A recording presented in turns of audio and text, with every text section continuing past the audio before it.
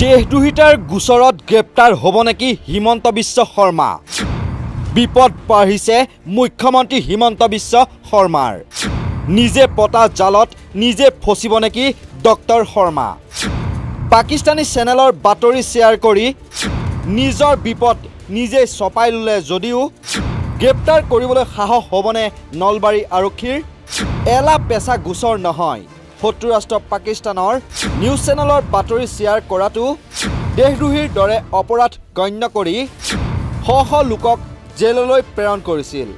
কিন্তু এতিয়া নিজৰ ক্ষেত্ৰত কি হ'ব বুলিও প্ৰশ্ন উত্থাপন হৈছে। হয়, পাকিস্তানী চেনেলৰ বাতৰি শ্বেয়াৰ কৰাৰ অভিযোগত মুখ্যমন্ত্ৰী হিমন্ত বিশ্ব শৰ্মাৰ বিৰুদ্ধে নলবাৰী থানাত এজাহাৰ দাখিল কৰে মানৱ অধিকাৰ কৰ্মী জ্ঞানেন চক্ৰৱৰ্তীয়ে।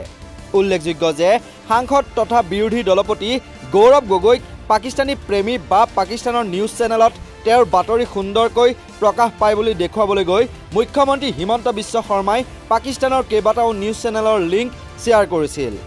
ইয়াক লৈ মুখ্যমন্ত্ৰীৰ বিৰুদ্ধে নলবাৰী সদৰ থানাত এজাহাৰ দাখিল কৰি জ্ঞানেন চক্ৰৱৰ্তীৰ প্ৰশ্ন।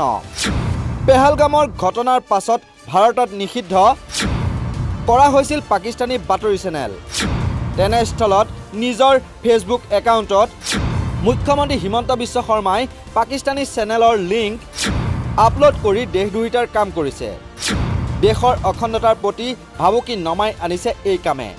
22/4/2025 ইংৰাজী তাৰিখত আমাৰ দেশৰ জম্মু কাশ্মীৰৰ পেহেলগামত এটা নৃশংস ঘটনা ঘটিছিল। 26জনকৈ মানুহক নৃশংসভাৱে হত্যা কৰা হৈছিল পাকিস্তান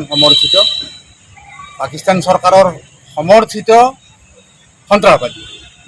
আৰু তাৰ পিছত খুব সম্ভৱ 27 এপ্ৰিলত পাকিস্তানৰ সমস্ত নিউজ চেনেল ভাৰতত বেন কৰা হৈছে।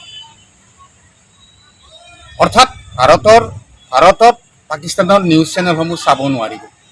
কিন্তু যোৱাকালি আমি দেখিলোঁ অসমৰ মাননীয় মুখ্যমন্ত্ৰী ডক্টৰ হিমন্ত বিশ্ব শৰ্মাই পাকিস্তানৰ এটা নিউজ চেনেল শ্বেয়াৰ কৰি তেখেতৰ ফেচবুক একাউণ্টত দিছে। গতিকে আমি ভাবোঁ এইটো এটা দেশদ্ৰোহিতাৰ কাম। এইটো আমাৰ দেশৰ অখণ্ডতাৰ প্ৰতি ভাবুকিৰ কথা। গতিকে আমি আজি ইয়াৰ বিৰুদ্ধে নলবাৰী সদৰ থানাত এখন এজাহাৰ দিছোঁ। আমি আশা কৰিছোঁ বিভাগীয় বিষয়াসকলে ইয়াৰ এটা উচিত তদন্ত কৰি ব্যৱস্থা ল'ব। দেশদ্ৰোহিতাৰ গোচৰ দিছোঁ। কাৰণ পাকিস্তানৰ নিউজ চেনেলৰ কথা যদি আমি কোনোবা সাধাৰণ নাগৰিক বা অন্য কোনোবা যদি শ্বেয়াৰ কৰিলেহেঁতেন, লগে লগেতো চেডিশ্যন কেছ হৈ গ'লহেঁতেন, দেশদ্ৰোহিতাৰ গোচৰ হৈ গ'লহেঁতেন। ইতিমধ্যে ইমান সময় পতাশালত থাকিব লাগিলহেঁতেন। কিন্তু আমাৰ মুখ্যমন্ত্ৰীগৰাকীয়ে এই কামটো কৰিছে।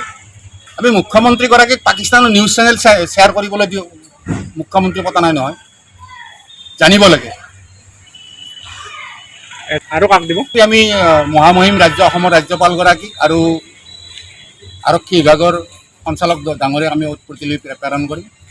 আজি আমি নলবাৰী সদৰ থানাত এই সম্পৰ্কত আমি এজাহাৰখন দিলোঁ। বাকী তেখেতসকলৰ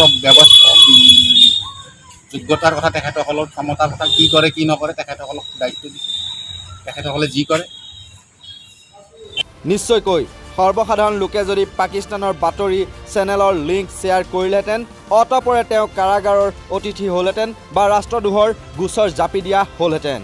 সেয়া বিশেষকৈ হিমন্ত বিশ্ব শৰ্মাৰ আমোলত। কিন্তু এতিয়া মুখ্যমন্ত্ৰী হিমন্ত বিশ্ব শৰ্মাৰ ক্ষেত্ৰত হয়তো আইনৰ চকৰিটো ওলোটাকৈ ঘূৰে নেকি, সেয়াহে হ'ব লক্ষণীয়।